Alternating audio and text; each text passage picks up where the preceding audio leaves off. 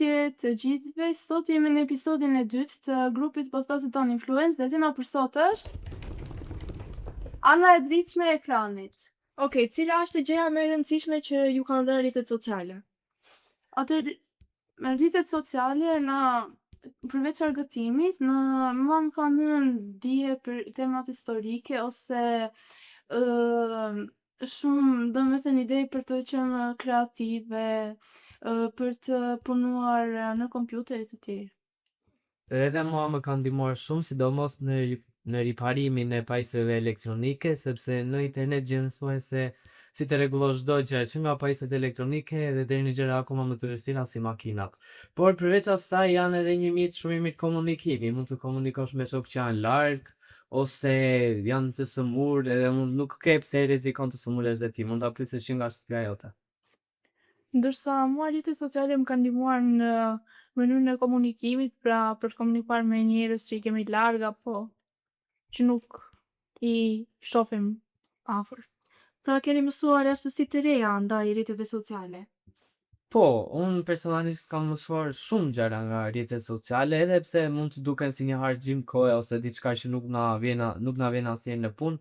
Unë kam mësuar shumë rreth kompjuterave dhe sistemeve operative. Ose për sa i përket editimeve të ndryshme apo organizimeve në PowerPoint apo Word që ne i përdorim shumë për projektet e lëndëve të ndryshme, na kanë dhënë një dorë të madhe, do thoja. Po ndonjëri prej jush, mos ndoshta i kanë ndihmuar rrjetet sociale për të zbuluar një pasion?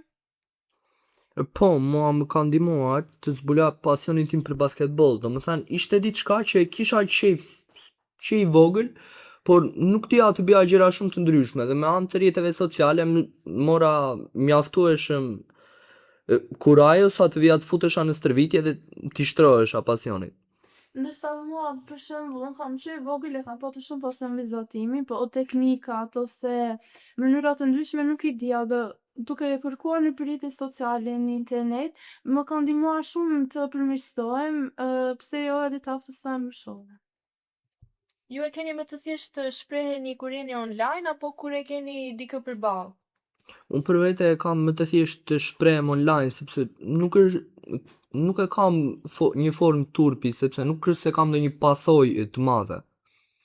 Po, edhe unë e kam njësës si Eli, është shumë e thjeshtë të shprehesh online, sepse ndonjëherë për disa njerëz është edhe presioni që e shikon tjetrin edhe të vjen një farë si ndrojtje ose Tip sikleti, si si Social anxiety.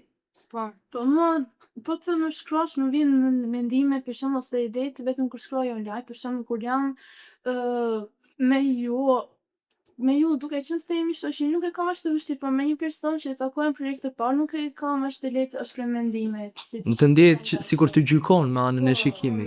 Vetëm një shikim i vogël edhe ti këputesh të ri dhe jaron të tëra ato sa të thuash. Jo, përpara thatë që rrjetet sociale ju kanë ndihmuar shumë me kreativitetin tuaj. Pra, do të thoshit se ato janë burim frymëzimi për ju? Për mua nuk është sa ndonjë burim frymëzimi, nga që me rrjetet sociale përsëritet diçka që është në trend edhe si ta themi mbi përdoret edhe nuk është se është një gjë e re që të bie më në sy. Thjesht ajo bëhet një monotoni e vazhdueshme dhe e shpërndar tek të gjithë edhe shumë e njohur, nuk është më diçka e veçantë që ti ta marrësh. Ndonjëherë nuk është se do ta bësh fiksi që e ke parë në rrjetet sociale. Ndonjëherë ti jep inspirim që të krijosh diçka tënde që ngjan me atë që ke parë, ose nga diçka komplet tjetër të ngjall një ide e re. Po, ose për shembull kreativitetin, përveç se ti je kreativitet, mund ta shprehësh kreativitetin tënd me anë të rrjeteve sociale dhe kjo është një anë shumë e mirë e saj, sepse me anë të rrjeteve sociale ti i poston ndan mendimet e tua me njerëzit, dhe suportimi që gjen në rrjetet sociale mund të themi që është shumë i madh. Duke qenë se gjen njerëz të cilët kanë të njëjtat pasionin me ty për shkak të algoritmit që ka në rrjetet sociale, që çdo gjë për shembull është një person që ka pasion vizatimin ose ka pasion basketbollin, algoritmi i rrjetet sociale do dalë tillë që ti dalin ato gjëra që ai ka qejf dhe pasion. Prandaj unë mendoj se është një mënyrë shumë e mirë e kreativitetit. A mendoni se rrjetet u japin zë të rinjve? Po, rrjetet Ose të bëjnë të ndihesh më shumë pjesë e një komuniteti? Po, sepse në rrjetet sociale është jashtë masë e lehtë të gjesh njerëz me interesat që ke ti, ose njerëz që të ngjajnë ty, ose keni diçka të përbashkët që ju afron dhe në disa raste mund të donë të krijosh shoqëri vetëm nga ajo gjë, sepse mund të fillosh me bisedë për atë, më pas mëson që keni diçka tjetër të ngjashme me njëri tjetrin, më pas krijoni një interes të përbashkët dhe mund të krijosh shoqëri shumë të forta vetëm nga diçka që ju afron.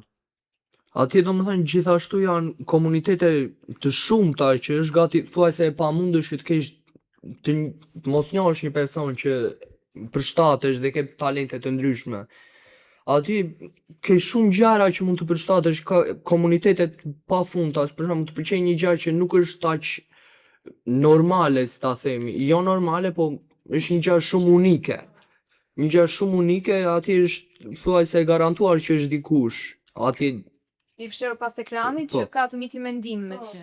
Dhe ndonjëherë ndodh edhe që njihemi me njerëz që nuk do i njihni mas njerëz të nuk do të ishte për rrjetet sociale. Janë një hap për mendimin tim, domethënë janë një hap shumë i madh dhe krijimit të shoqërive të reja dhe interesave të përbashkëta. A e bëjnë rrjetet sociale botën të ndihet më e vogël? Po, rrjetet sociale kanë bërë botën shumë të bashkuar. Tani duket sikur e gjithë bota është një vend i vetëm dhe përmes rrjeteve sociale mund ta shikosh thuajse tërë botën edhe nuk duket me një gjaqe e madhe që nuk mund ta harje kur ose ka vende që nuk do t'i shikoje dot kur. Përmes rrjeteve sociale mund të shikosh tërë botën, të shikosh kultura ose pamje të ndryshme, gjithçka është e mundur nëpërmjet rrjeteve sociale. Pra me pak fjalë të gjithë po ecin me një ritëm dhe janë në një vijë.